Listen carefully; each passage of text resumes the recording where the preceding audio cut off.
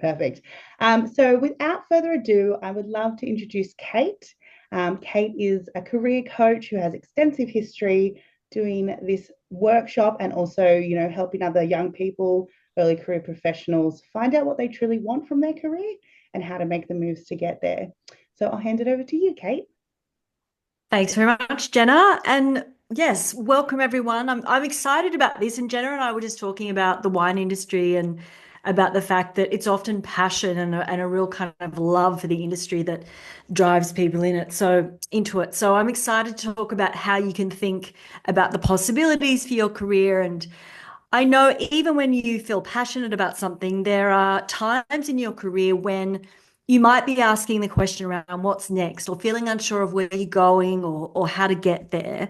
And I think that's going to happen more and more because a contemporary career, it's less linear, it's more uncertain, and there's more predictability. So, that's a challenge. But what I also want to talk about tonight is the fact that it's full of possibility as well. So I want to show you a simple framework for designing your ideal career and exploring and realizing new paths in the wine industry. So this is something that you can use not just today or tomorrow, but throughout your working life. So it'll help you get more clarity and more confidence about what your version of a satisfying career really looks like and what's next for you.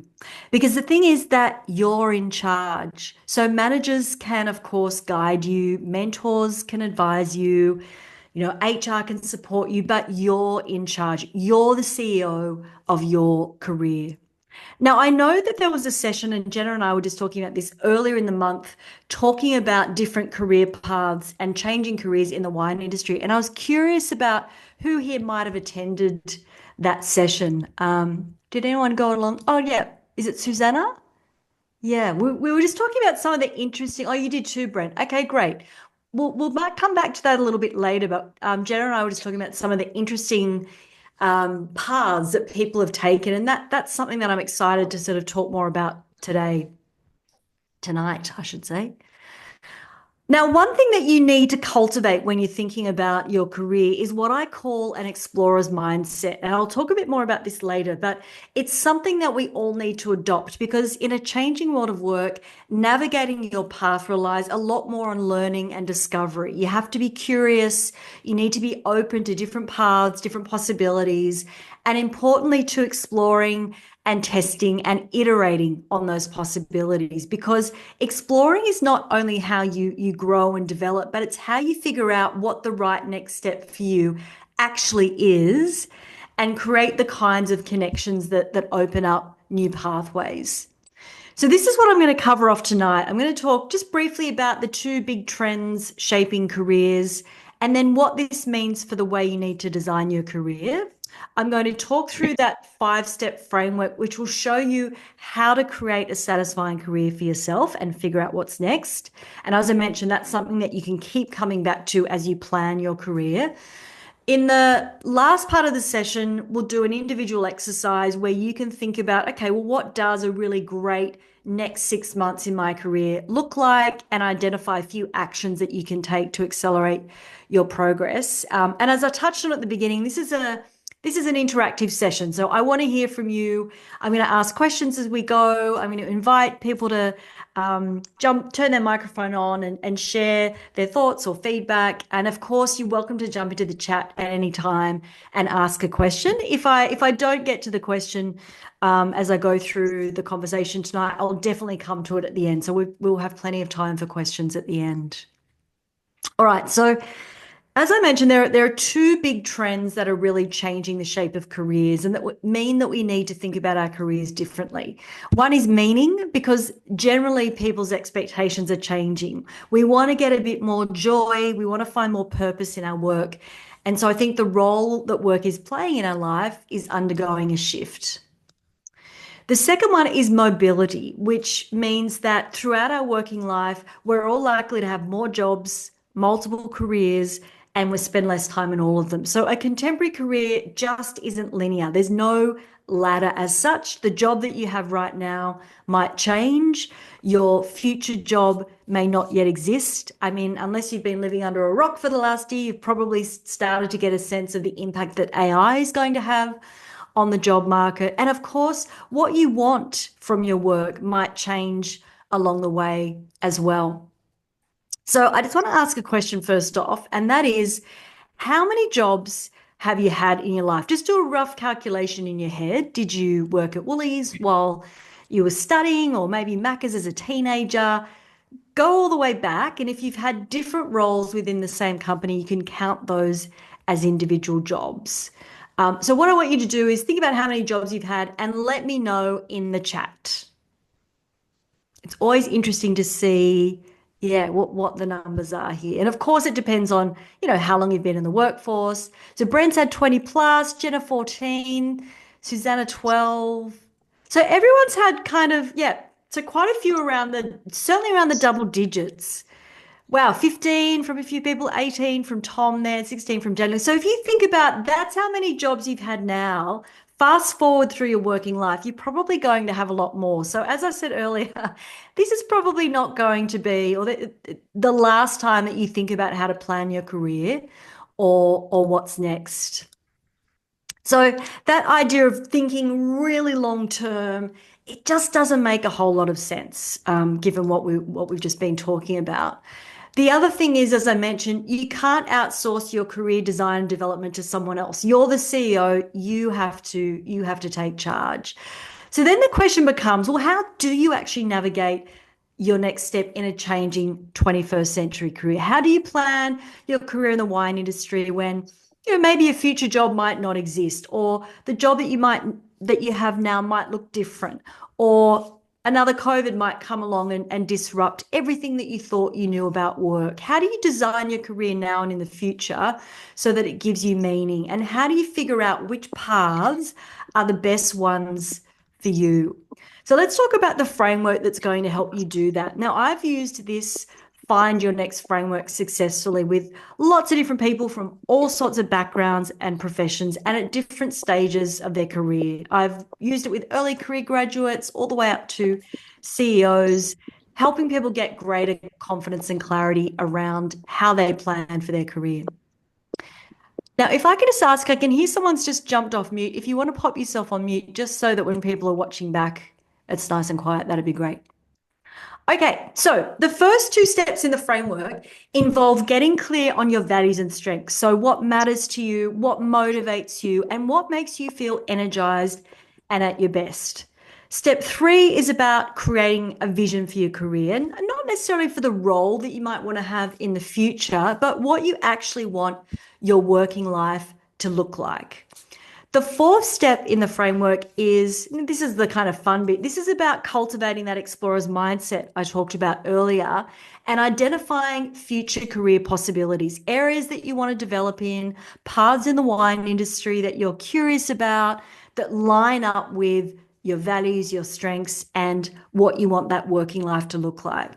And then the last step becomes exploring and testing. It's about learning more about, what is that path actually like? How do I turn a vague idea about where I think I might like to go into the wine industry into something more concrete? Or how do I explore a different path so that I feel a level of confidence about my ability to put myself forward for that type of opportunity and educate myself around what I need to do to make the transition. So exploring is all about building your confidence in what's possible and really understanding the path and the direction that you want to take. So let's start with values first off. And these are really things that are important to you, that really matter to you in your life. And along with beliefs, they influence a lot of your decision making. So if you're unhappy or if you're feeling dissatisfied at work, it often comes back to some kind of conflict with your values. And as my friend Dave likes to say, values are like little lighthouses that can guide you towards work that you're more likely to find fulfilling and rewarding. So let's just say, for example, that variety is one of your values, but your role at the moment is quite repetitive in terms of the tasks that you're doing. Well, in knowing that, you can think about, okay, well, how could I broaden out the work that I do? Or is there a different internal project I could work on that might give me a bit more variety? Or do I now need to start thinking about different paths in the wine industry where I'll have more opportunities for learning and trying different things? If independence is one of your values, you might want to find ways to bring more autonomy into the way you work, or you might feel drawn to starting your own wine brand or doing a bit of freelance consulting for the industry. One of my clients actually recently started brewing sake in his garage. So that's a good example. But the great thing about knowing your core values is you can find ways to bring activities, interactions into the work that you're doing right now to up that sense of motivation and meaning. So let's hear from you now on whether your values play a role at this stage consciously in how you think about your work and how you make career decisions. So let me know in the chat if you feel like, yep, I can name my important values and that guides my choices, or maybe I'm not so sure if I'm using my values to make decisions, or actually it's something I've never really thought about. Let me know if it's something you're actively using, something that you know a bit about, but perhaps are not consciously doing, or something you haven't really thought about.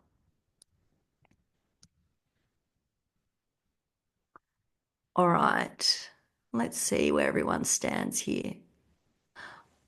So Susanna says, oh, Susanna's worked on her values in the last year. That's great. And she knows whatever she's doing, it absolutely is not what fits me and my personality and values. So what you're doing now, sorry. So that's really illuminating, isn't it, Susanna? Because you can identify one of the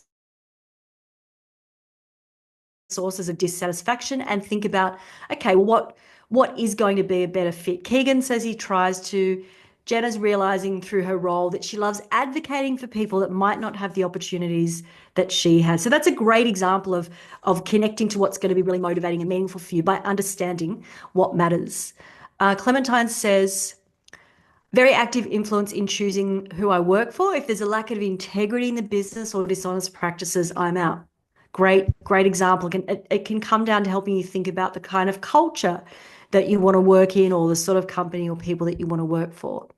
Daniel says he's got a feeling for his values. They've guided me, and I would like to further define them, have greater clarity. Yeah, and I think it's something that it's good to revisit, because your value priorities can sometimes shift at different points in your life. Quinton says constantly working on them over the last 3 years. Yes, they can evolve and change, or what you want to prioritize can evolve and change. If it's not something that you're that familiar with, or it's something you'd like to invest a bit of time in, I have a free exercise on my website, and I'll remind you about that later, which you can grab. And it just takes you through a few steps to get clarity around your most important values, what you really want to prioritize in your career. Banana says, haven't thought about it too much, but might like my work not to be repetitive and have more projects. And there might be a number of different reasons why that's appealing, but it's always good to come back to values.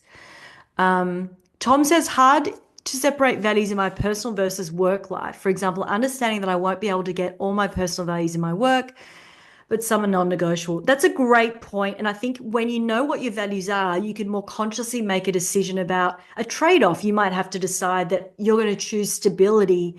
You're going to prioritize that value for this next chapter, and perhaps lean into a value around freedom, for example, in other parts of your life. So that's a great example. Okay, I'll keep moving, and then but thank you for everyone for those comments. Really, really insightful, and great to hear about how a lot of you are actually already thinking or using this. All right, let's move on to step 2. So who's ever been asked, what's your greatest weakness in a job interview? Just give me a hand up if that's a question you've ever come across in a job interview. I know it's the cliched one, isn't it? Like, what's your weakness? It's the one we all, loathe to answer. And the thing is, we don't really want to focus too much on our weaknesses. We get told that, yes, we've got to work on our weaknesses, and that's, there's some merit in that. But the research suggests that if you work on your weaknesses, okay, you're going to grow incrementally.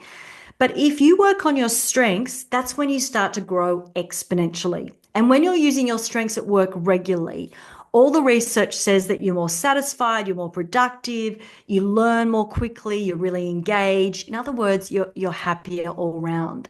And that's because strengths are not just what you're good at, they're what energize you. So you can be good at things, but you may not necessarily enjoy them.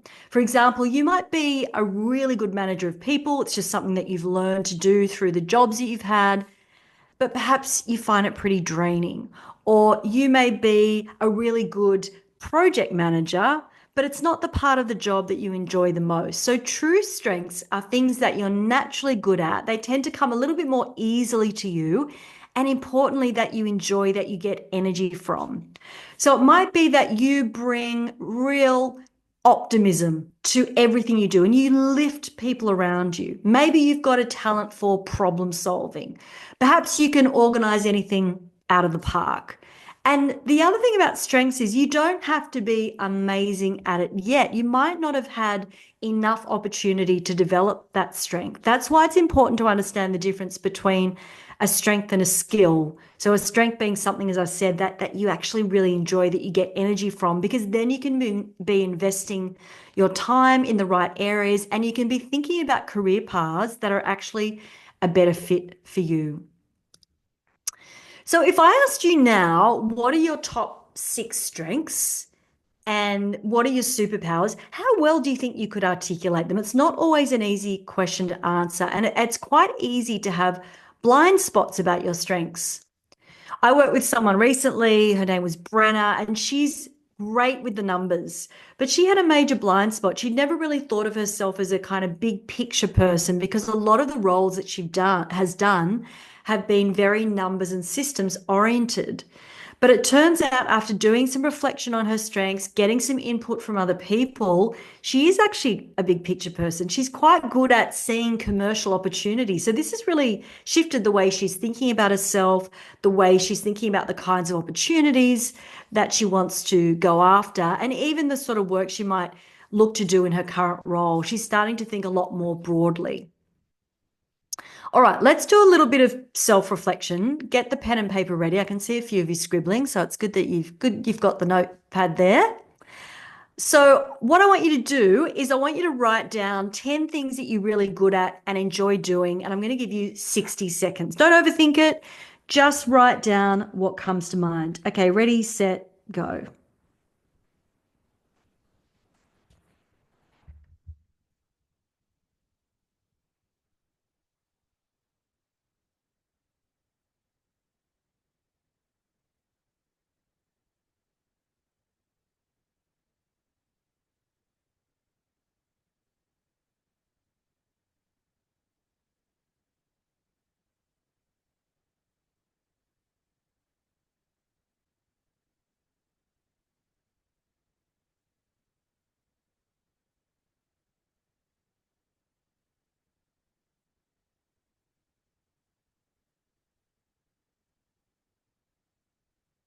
Okay, you got about 10 seconds.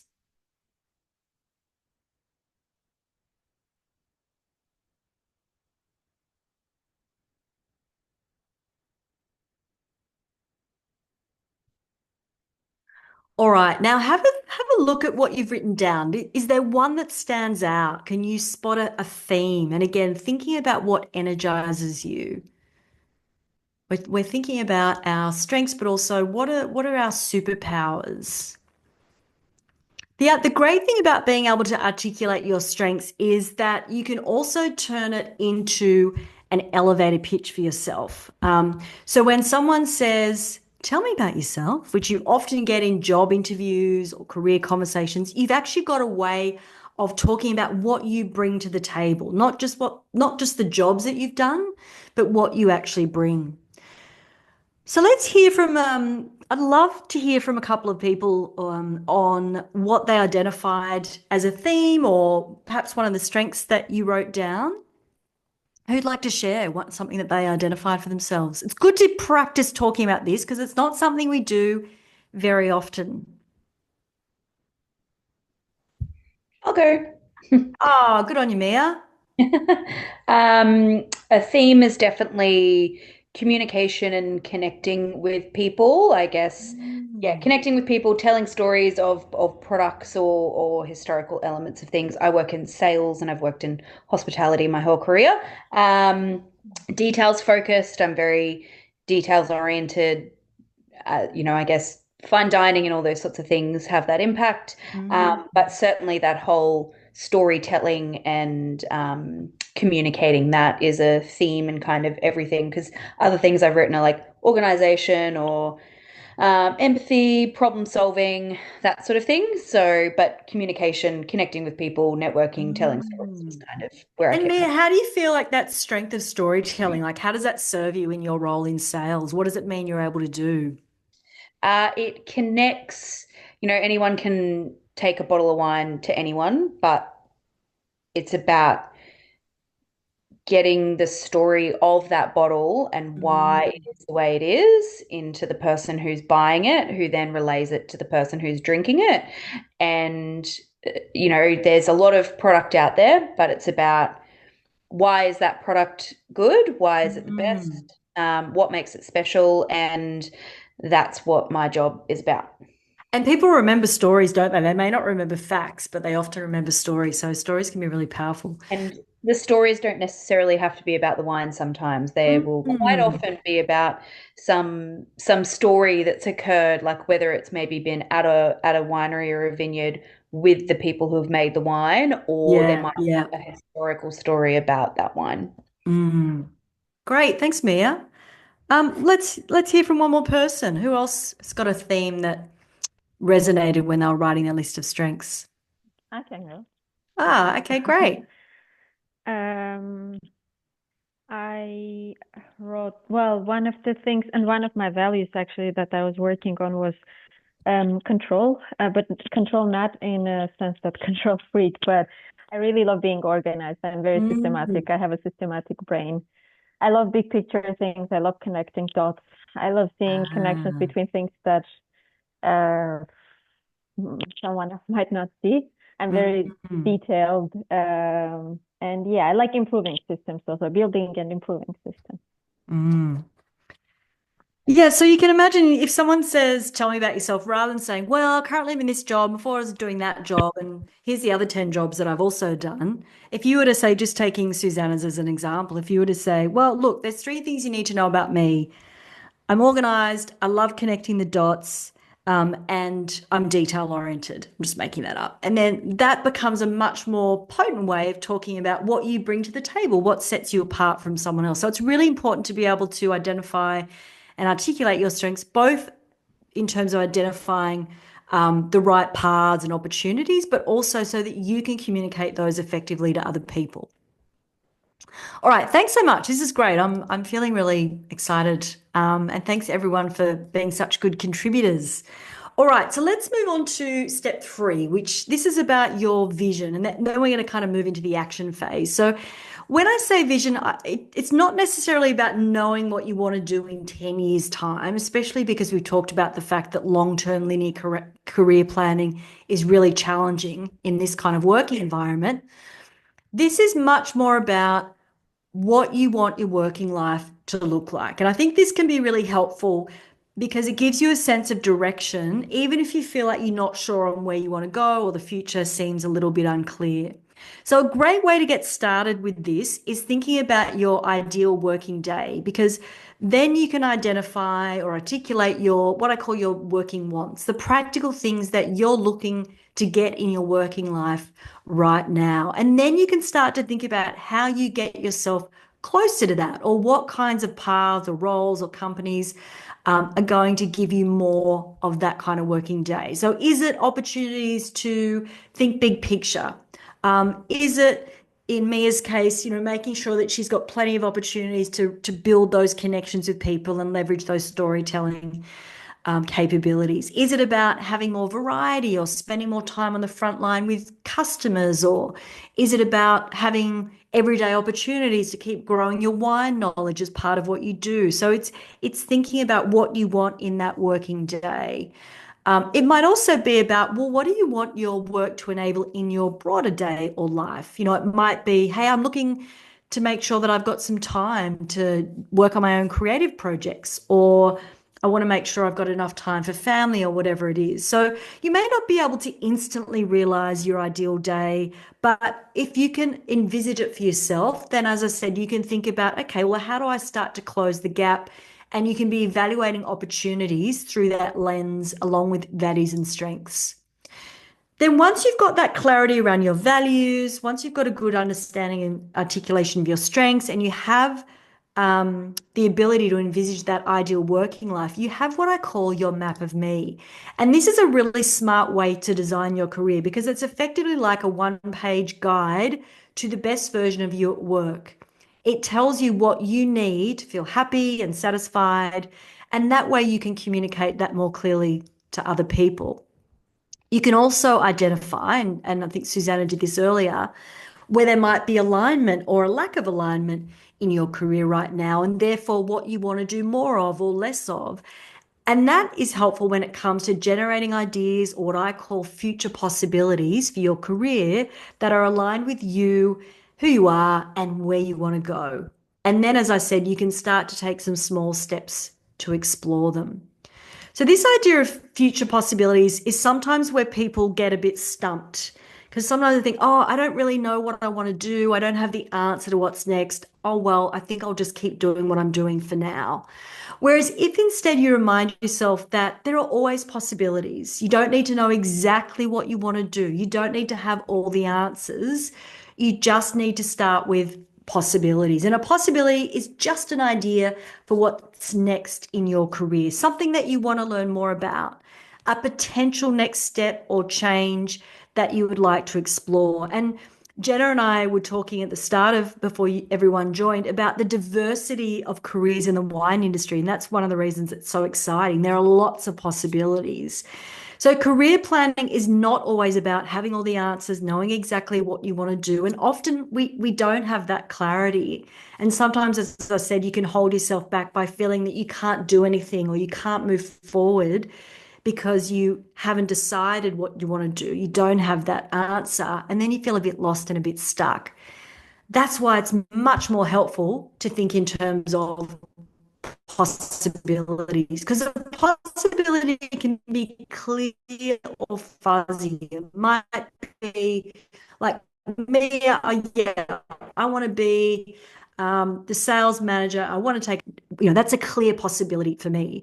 But maybe there's a fuzzy possibility, which is like, oh, I'm kind of interested in sustainability and the circular economy and how that might be impacting the wine industry. I don't really know where that fits in or if there's a job in that, but I know it's something that I'm interested in.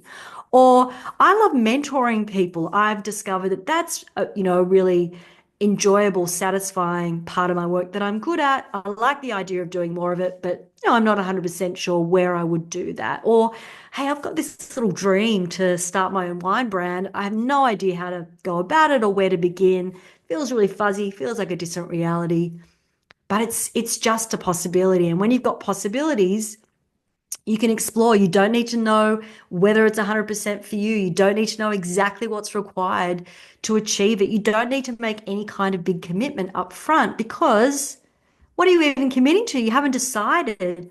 It's what you want to do.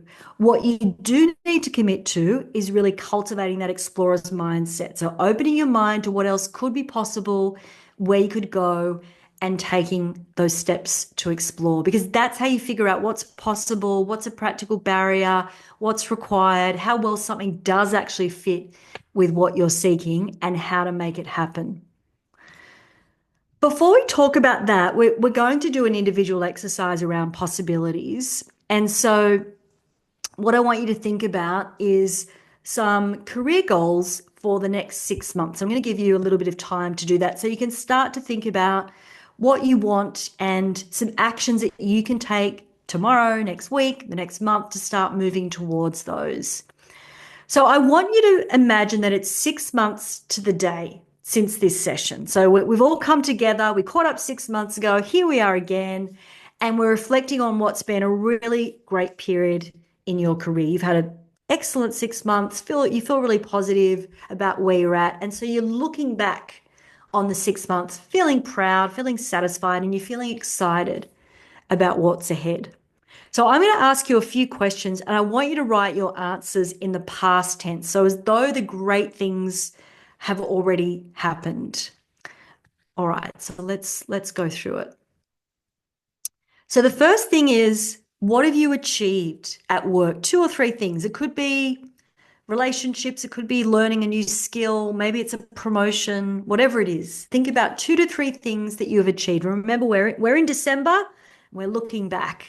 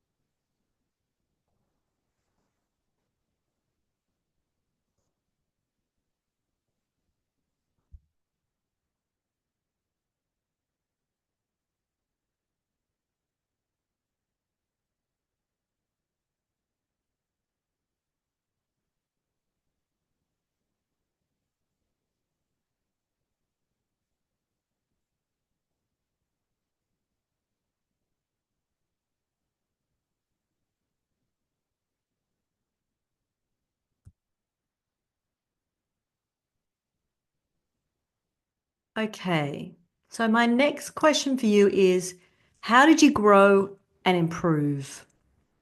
How did you grow and improve?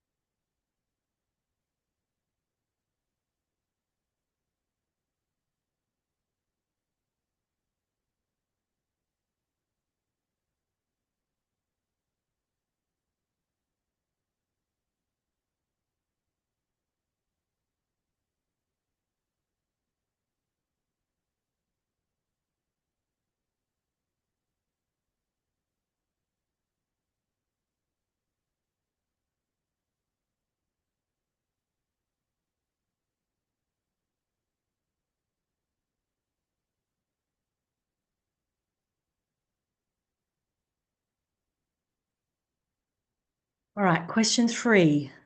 What have you become known for? So think about, what do I want people to say about me when I'm not in the room? What have you become known for or continued to build your reputation for?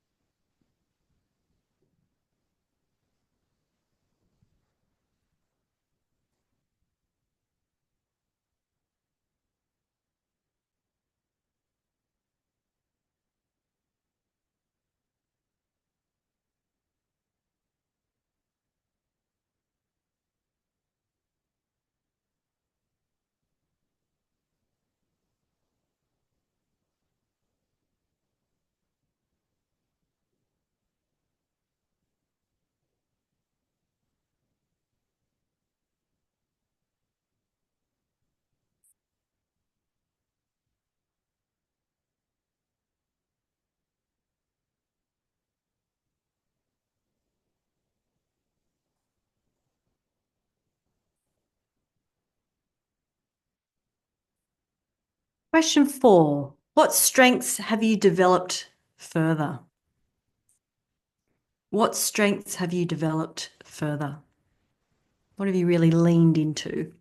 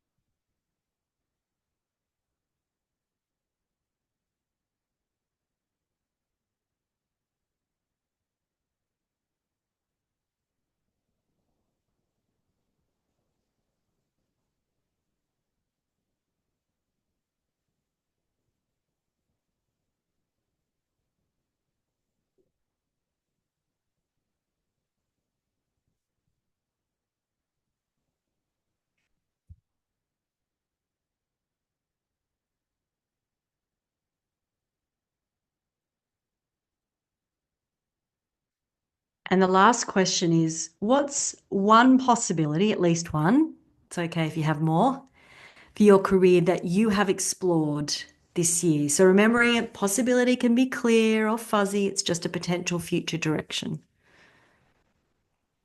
One possibility for your career that you have explored this year. Could be a step up, it could be a step out into a different part of the industry, might be a little dream in that back pocket.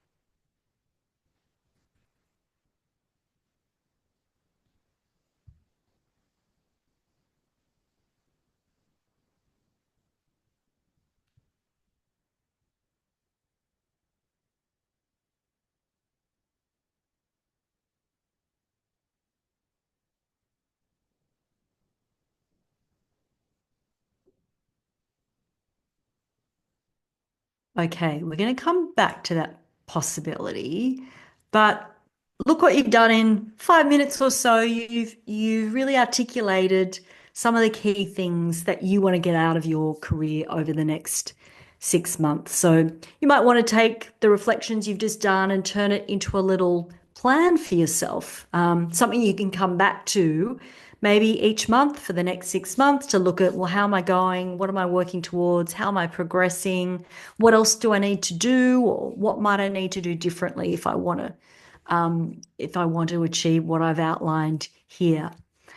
So, as I said, we're going to come back to the possibility part, but first I want to briefly touch on the final step in the career design framework, because I think it's going to help you nominate some of those small steps that will help you move towards what's next. So, as I mentioned, exploring and testing is all about learning more about where you might go and how to figure out the plan to get there.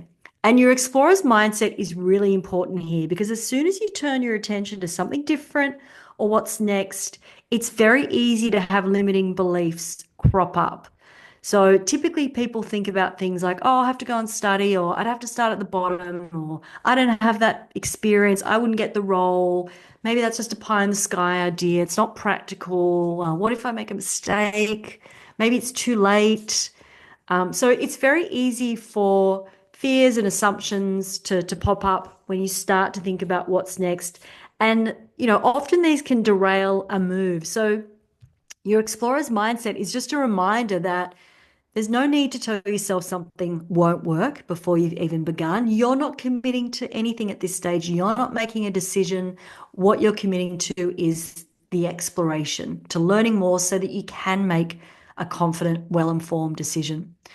And when it comes to exploring, there's really two aspects to this. The first one is expanding your connections. So talking to people who are working in and around the types of roles or companies or paths that you're interested in. So you can really understand, well, how well does that line up with what I'm seeking?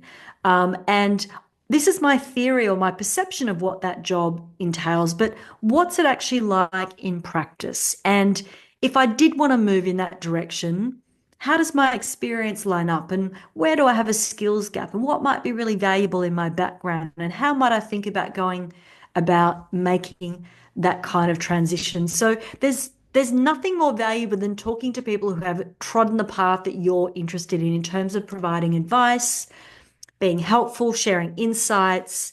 And in my experience, people like to be helpful. If you ask them in the right way, if you make the ask realistic, people like to give advice. They like to talk about their own experience.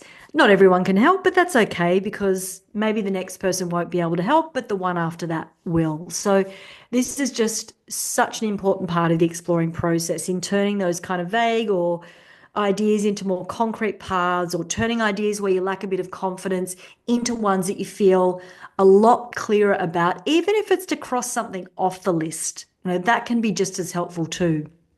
So when I started looking at career coaching, I spoke to a lot of people who worked as coaches, who employed coaches, who spoke to people who'd done the kind of training I was thinking about. And that helped me start to really get a sense of, well, what is this career path actually like? And what do I need to think about if I want to move in that direction?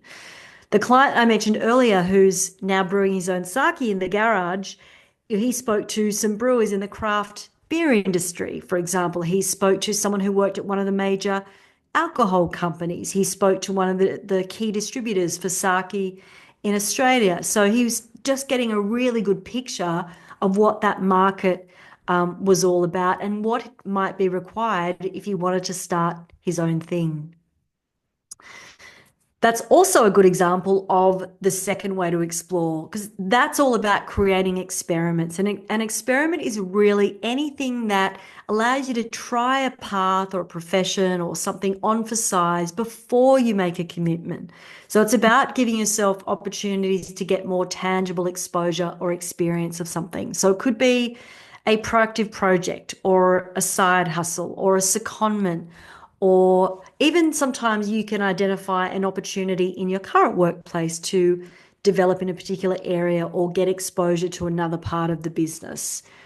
So one of my clients, for example, she wanted to explore interior design. She worked in media, so a completely different industry, but she put her hand up to co-lead the office renovation of the company that she was working for, to get that hands-on experience of what it was like to work with interior designers and work on that sort of project. So it's about trying to find opportunities that help you get that hands-on experience. So again, you can progress your thinking about whether it is or isn't something that you might like to do. And of course, things always change along the way. You might be like, oh, now that I know more about that, maybe that's not quite for me. But hey, there was something else that I discovered along the way, which is a bit of a clue around, what I might like to do next.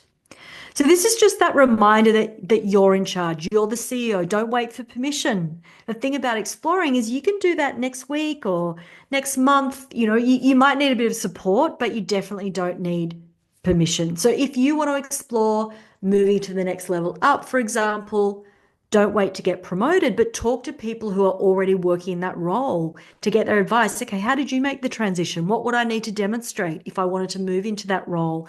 What advice would you have for someone who's seeking to make that move in the next 12 months? So all of that kind of insight is really helpful in enabling you to get clearer about the path you want to go down and what's required to move in that direction.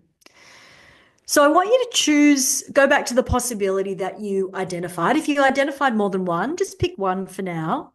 And I want you to write down 3 actions, 3 steps that you could take to explore your possibility. And it doesn't have to be a big step. It can be a small step. This is just about getting started. So write down 3 actions that you can take to explore your possibility.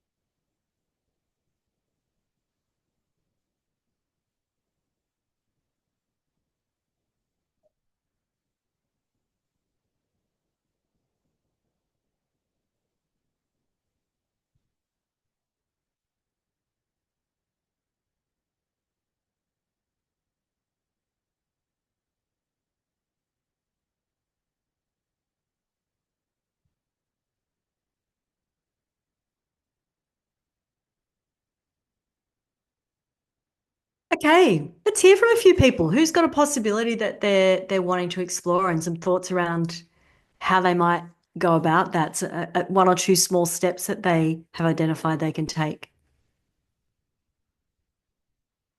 Quinton, let's hear it. Yeah, hi. I'm looking at going from kind of moving from a cellar door position into more the vineyard. And what I've got a few opportunities anyway, but try to get more time to work in the vineyard with the winemaker, that type of thing. And then also put some time aside outside of my 9 to 5 type thing to actually do some research and learning around it, around how a vineyard operates and a bit more of the science behind it and everything. And do you have a sense of the kind of role that you could see yourself moving into, or is it more like, I know I'm interested in getting closer to working in the actual vineyard, but I'm still to figure out, where I might fit? I've got a few ideas, whether that's down the vineyard work way or eventually into the winery itself and making Mm. the end product. But yeah, I'm not entirely sure. So that's a great example of a question that you could seek to answer through the exploring process. So if you were to talk to, and the great thing is you're already working, certainly at one company anyway, but if you were to have a chat to someone who's involved in either of those two roles, so someone involved in the end product versus working in the actual vineyard, to understand, well, tell me a bit more about, your how you got into this career and what your experience is like. What's it like working in this day to day? And what do you think, what kind of skills and strengths do you typically need, in this type of role? And what advice would you have for someone like me who's curious about exploring this as a career path? Um, and you probably just get a better insight that'll help you move your thinking forward, because you probably learn something in those conversations where you're like, oh, okay, I didn't realize that, or I hadn't thought about it that way. Because what happens too when you're thinking about a different possibility is, if you don't get new inputs, that's why exploring is so important. You tend to kind of go around the same questions. Oh, do I want to do that? Oh, I'm not really sure. Oh, maybe I do. I'm not sure. So the more insight you can gather, it helps you progress your thinking and get clearer and clearer on, okay, well, it's not that, but it could be that. And that's what enables you to build that confidence in your own decision making. So I think that's a great start. I mean, the other thing is, when you talk to, like, if you were to talk to the end product maker, I'll just call them, versus the person in the vineyard, the other thing that you can do is at the end of those conversations, you can say, hey, so it's so good talking to you. Is there anyone else who, does something similar to you that could be good for me to talk to? And often, not always, but often people will say, oh, yeah, you know what, you should talk to Kate. Kate works at X Vineyard and she's a mate of mine. And, she'd be good to have a 15, 20-minute chat with. She can probably tell you a little bit about her experience. Because the other thing when you're having conversations is you want to breadth the perspectives. If you just have one chat over here and you do a bit of desk research over there, it's not always enough to get yourself to that confident decision-making point. So you're really trying to, fill in the blanks so that you feel that level of confidence around the decision that you're making. Good one, Quinton. What's attracting you? Like, what's drawing you to those kinds of paths? Um, uh, I've done a little bit out there. I like the peace and solitude sometimes, but um, it's bit, plans are much nicer than customers sometimes. But yeah. So that's a good example of like knowing what you want your ideal working day to look like. So for you, it sounds like, hey, I want a little bit less interaction with people and more time outdoors, more time working autonomously, it sounds like, spending time in nature. So yeah, that's a great example. Mm. Thanks, Quinton. Who else has got a possibility they'd like to share that they're thinking about? I'm happy to share one. Oh, thanks, Badana. Go for it. Well, I did write 3 actions. First one was to look for ways to train myself online to begin with. So And what's the possibility that you're thinking about?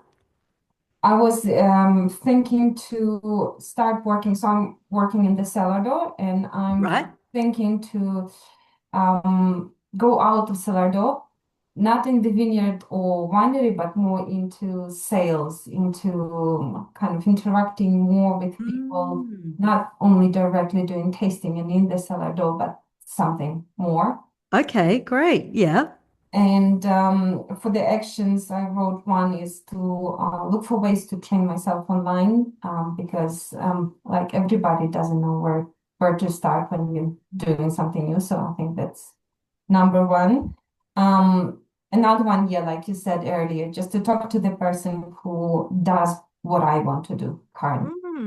I was like right when you were talking, I thought, and I actually know one person who I would be really interested to talk to, and just And is her name Mia by any chance? I know her name is Sorry, Emma. Mia, I just dobbed you in. Yeah. And the third one is see what I can do while I'm still working in the sourdough. See how we can where I can tap in and into sales and just improving in general communication with customers, not only Mm. through direct sales through the tastings and through the sourdough, but otherwise Yep. how to improve it. That's a great idea too, because then you can, when you're having conversations in the future about sales opportunities, if you can point to your experience, your success, your proactive move to develop your sales capability on the cellar door, then I think that bodes really well. The other thing I was going to say is that sometimes when people think about, like, definitely education can be really important, as we all know, but sometimes when people are thinking about a change, their mind goes straight to, like, okay, well, what course can I do? But Mm. what I think can be really helpful is talking to the people that are working in that type of role or in that sort of area to say, if I was going to invest in a short course, or I was going to dig out a podcast or read a book, or, do you have any recommendations? Because often people that are working in the field might be like, oh, no, don't do that course. That's not the one to do. But hey, you should check out this. So I would definitely encourage you to, ask people for advice. And Mm. then the last thing I was just going to say is I just wanted to give you an example of how I would reach out to someone, because part of this is reaching out to people you know, but also, and that's the value of having a network, isn't it? That you can, you can, there are people that you can connect with and reach out to and ask for advice and help from. But like I said earlier, I find that people, if you ask them in the right way, people are generally pretty helpful and willing to give advice and a little bit of their time. So what I do, here's what I do. If it's someone that I don't know or don't know very well, I would say, oh, hi, Jenna. I know you're currently, oh no, let me choose Quinton because I know what he was just. Hi, Quinton. I know you're working in cellar door. I'm currently working in a totally different industry, but I'm really interested in working in the cellar door. Would you have 15 or 20 minutes to have a call with me, just to tell me a little bit about your experience of what it's like to work in the wine industry and getting started on the cellar door? And that's all I would do. Mm. And what if I asked you that, Quinton, how receptive do you think you'd be to that kind of request? Um, I'd love it. Um, yeah, I've got a bit of a background in training and education myself, so I'd love that request. But in my like, I've done that email to a couple of people myself, and usually it's pretty receptive. Yeah, that's right. Because people like to talk about their own career and what they've been doing, and they like to be helpful. So I would really encourage you to, to go beyond, the person in front of you, so to speak, and just, push yourself a little bit and think about people that you might be able to reach out to. But the other thing is, if you think about your network in two ways, strong ties and weak ties. Strong ties are people that you have a relationship with already. So there might be colleagues or people that you know really well, and they're great for recommending you to other people. So you might say, oh, hey, Jenna, I'm looking to talk to someone who is working in the vineyard. Is there anyone that comes to mind you might be able to connect me with? Just for one of these exploring conversations. You're not going like, hi, Jenna, can you get me a job? Because that's when people go, ah. You're just asking for a little bit of someone's time and insight. But the other thing, as I mentioned earlier, is the other kind of network is what we call weak ties. So these are people that you don't really know as well, or you don't really know at all, and they're really valuable in this process because they know different companies, different people, different things, and also they don't really know you, so they don't have a fixed idea. They're not thinking, oh, this is Badana and Badana works in cellar door. I hadn't really thought about Badana in sales. That they're not really thinking that way. So Mm. they're often really open to where you could go. So that's why it's important to leverage your strong and weak ties in this process. Thank you. No worries. Okay. And I am going to wrap up in just a minute, but it's great. Obviously, you've identified a few actions, which is really good. So we've done that. What I want to know is who's willing to commit to taking one of those actions in the next 7 days, because this is about creating a little bit of momentum. You don't have to do everything next week or tomorrow, but it's just about being committed to being consistent and getting started. So give me a hand up if you're committed to progressing the action you've identified for yourself in the next 7 days. Great. Go Brent, Emily. Yep. Clementine. Okay, great. It's good. Yeah. This can be actually really energizing and fun. Like it can feel daunting and feel overwhelming when you're thinking about it. But when you start to explore it, it can actually be really exciting and energizing. So there you go. We've gone through the framework. We've done it in quite a linear way, and I appreciate it doesn't always work like that. You can dip into these steps. So if you feel like, hey, I'm already pretty clear on like Quinton or Badana, where they've already identified a possibility, they can be working more on the exploration. Others might be feeling like, oh, I'm still a bit unclear about what I'm really looking for or what I'm wanting or what's going to be really motivating for me. So maybe I need to do a little bit of work up front. So that's something that you can think about. And as I said, you can just dip into the process at the right point. I just wanted to finish on this great quote from one of the founders of Netflix, which is make something, test something, produce something. You'll learn more doing that in a day than you will thinking about it for 6 months. In other words, it's not that easy to think your way through career planning, to think your way through to what's next. It's a lot easier to act your way through. And that's where that explorer's mindset is so valuable. And that is the end of the formal proceedings for this evening. But if you've got questions, I know we're on time, so I appreciate not everyone might be able to stay back. But if anyone does have questions, I'm more than happy to stay around and answer them. Thank you so much, Kate. And I'm sorry to jump in on the questions, but I just wanted to say, just going back a couple of steps to the explore and test and expanding your connection. Like at the end of the day, this is what Rootlings is all about, right? This is all about connecting people in the wine industry. People that can help, people who can inspire, and people who can share experiences. So I just wanted to say, like, first off, like if you have someone in mind, or say Badana, you want to, continue on from cellar door to sales, like I have 4 people that I could, connect you with instantly. Or I'm sure there's a bunch of people in this chat right now. Same with Quinton. There's a bunch of people that are viticulturalists or in the vineyard that I'm sure will be able to put their hand up and help you out as well. And, for people that inspire you, we've got the happy hour networking series where we've got, Dr. Dylan Gregg's coming in a couple months' time to talk about it. So all of these ideas that you keep giving me are fantastic because I can keep actioning them. So if there's someone you want to talk to, someone that's inspiring you, like just let me know, because the chances of getting them on a webinar or on a Zoom or even on a call are pretty high. I just wanted to quickly tell a story about the Rootlings Network. We were first starting out rolling out the national project, and I got an email from someone. He's a vineyard worker in West Australia. He said, I really love the wine industry, but someone's approached me to do a concreting gig. The money's really, really good. What should I do? Who should I talk to? I work in marketing. So I was like, I'm probably not your right person. But within 12 hours, we were able to connect him with Andy Clark, who is the chair of the ASVO and works at Wine Australia in vineyards and viticulture. And they were able to have a conversation. So nothing is unattainable. People do really want to help.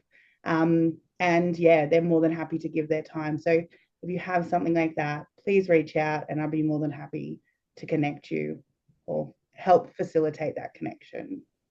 That's it from me. Great. Thanks, Jenna. That's great. And you're right. Like there's a network right here and obviously is part of Rootlings more broadly. So thank you for that. Who's got a question? Something they're noodling on. Okay, no. I have one. Can I? Oh, okay. Yep. Go for it. I have been, so I'm doing a PhD now, and that's the thing that doesn't work for me. And I'm very sure that I want to go back to the industry, could be more research oriented or marketing related job. And I have been networking quite a lot, but it's just this point when you start actually applying for jobs.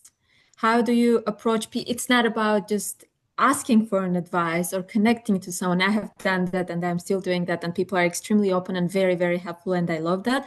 But when I am to actually ask for a job, is it acceptable to ask the people that I have been networking also on a personal level? Or should I just still ask them to connect with someone else? That transition makes me feel a little bit uncomfortable. That's a really good question. And I think there's kind of two types of networking. Like one is the type we've been talking about, which is more about learning and discovery, looking to get insight from someone else's experience and any advice, etc. So it's less about, hey, I'm looking for a job, and more about, I'm looking for your guidance and ideas. But yes, of course, there is also the like, hey, this is the kind of opportunity that I'm looking for. I'd really appreciate if you hear of anything, or there might be an opening at the company that you work for, if you can let me know if you think it would be a good fit. And I think it's just making a judgment call.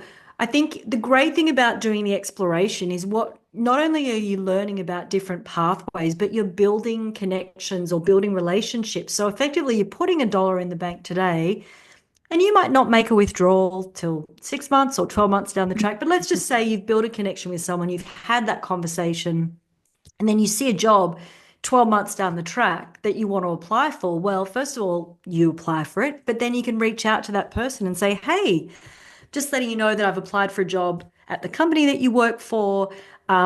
Is there any insight, someone who works for the company that you could share with me that might be helpful? Or do you know much about like how it works in that team or this role? So you might be able to get some extra intel, but the other thing is you might be able to get a referral. So let me give you an example. So someone I was working with several months ago was applying for a role at the comedy festival, and she jumped on LinkedIn. She saw that the person who was hiring for the role was connected to me, so she let me know that she was applying for the role.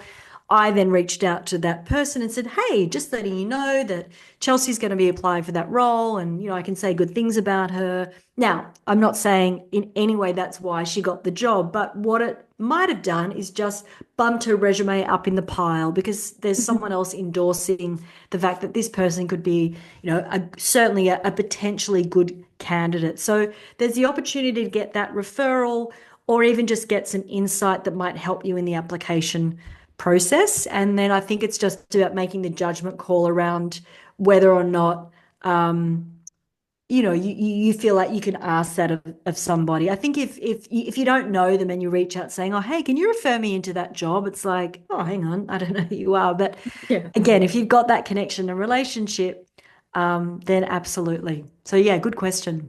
Awesome. Thank you very much. Okay. I was just going to quickly say as well, like, obviously, this is one of the first kind of webinars or meetings that we've done with people from all across Australia in a really, interactive way. So obviously, we're kind of at the start of Rootlings, and, the project my role will go for another 18 months. For some people that haven't attended the state chapter meetings, there's actually funding for each state to do initiatives within their state. So it's not always the easiest to network and interact over a Zoom. So we're hoping within the next 3 months, 6 months, 12 months, there'll be something happening in your state and region where you can actually get together in person. So that is coming. And yeah, there's nothing like having a beer with, or having a glass of wine rather, with someone and breaking down those barriers. So just first and foremost, thanks so much for jumping on and getting involved from the beginning. But very soon there will be some stuff that's happening in your state or region, and you will be able to connect with other people. So it's coming. Fantastic. Last thing I nearly forgot, but I just wanted to offer one person a free career coaching session with me, and I'm going to give it to Mia because she jumped in first when I said, "Hey, who's happy to share?" So Mia, if that's something you would like to do, just reach out to Jenna and she can put us in touch. And I'm happy to do like a free session at some point. Sure, thank you. That's very cool. Thank you. If there's no other questions in the chat, I just want to bring up a couple things that are going to be happening over the next couple of weeks if you're interested. So we have some state chapter meetings happening soon. We've also got happy hour with Adam Walls happening on Monday, June the 2nd. So if you're looking to get into sales, he's a senior wine buyer at Wine Selectors, also wine show judge as well, and a really awesome person. He also happens to be married to Gwen Olsen, who's the winemaker out at Henschke. So yeah, a pretty awesome all-round guy. So that's to be happening on Monday, the 2nd of June. And then the next series in this online professional development, which I think is actually really pertinent to everyone in here, is about your brand's position and foundation. And that will be with Tara Ladd, who's a branding strategist.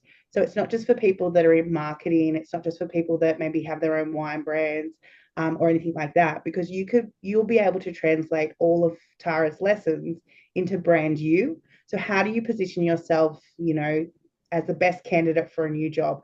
How do you position yourself as somebody that wants to get ahead with an educational opportunity and you want work to pay for that? So yeah, it's not just about marketing and it's not just about sales. It's about, you can also take away tips that will position yourself to be at front of mind for the future employer or your current employer or any other opportunities that come up. But if there's no other questions, I just love to thank you, Kate, for coming to speak to us tonight. I'm sure we all, got a lot of value out of this workshop session. Values are something that you're constantly looking at, refining. And I feel like we've got a really solid framework for how we can forge ahead. I just did actually want to ask, and I probably should have asked you beforehand, can we get a copy of these slides at all? Yeah, sure. I was furiously writing down things, but I know absolutely a couple of things. So I think that'll be really helpful for everyone when they've got a moment to sit by themselves and just really go through this whole framework again. But Kate, thank you so much. We'll actually be sending you some wine. Great. And the wine that we will be sending are made by some Rootlings members who have their own wine brand. So excited to get cool hands. But yeah, other than that, thank you so much. I really appreciate that. And it's been great. Thanks for being such an engaging group. And I know it's evening and well, maybe not post work for some of you, but not always a time you feel like doing the work. But I'm really impressed the way you've all been beavering away in the background and all of the great contributions and questions that you made. So thanks so much. Awesome. Well, thank you for your time. For those that like football, State of Origin is on, apparently. I don't know. My family's into football. I'm not into football. But anyway, I think goes New South Wales. I think that's what I meant to say. But look forward to catching up with everyone soon. Yeah, and if you do want to get connected to Kate or anyone else in the wine industry, just drop me an email and I'll be more than happy to help out. Yeah, or look me up on LinkedIn. Happy to connect there. Awesome. Thank you so much, Kate, and we'll see you again soon.